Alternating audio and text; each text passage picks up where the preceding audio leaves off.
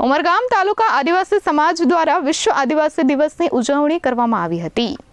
ઉમરગામ તાલુકા આદિવાસી સમાજ દ્વારા વિશ્વ આદિવાસી દિવસની ઉજવણી કરવામાં આવી હતી। સરીગામ બાયપાસ રોડ સ્થિત ભગવાન બિરસા મુંડા ચોક ખાતે આ ઉજવણી થઈ હતી। આ વર્ષે સતત પડેલા અતિવૃષ્ટિ અને પૂર જેવી કુદરતી આફતોના કારણે અનેક પરિવારો સાથે સમગ્ર જીવસૃષ્ટિને ભારે નુકસાન થયું છે। ત્યારે આવા સંવેદનશીલ સમયમાં આનંદ અને ઉત્સવને બદલે દુઃખી પરિવારોની સાથે સહભાગી બનવું અને પ્રકૃતિ પ્રત્યેની પોતાની જવાબદારી નિભાવવી એ જ સાચા આદિવાસી સંસ્કારની ઓળખ છે।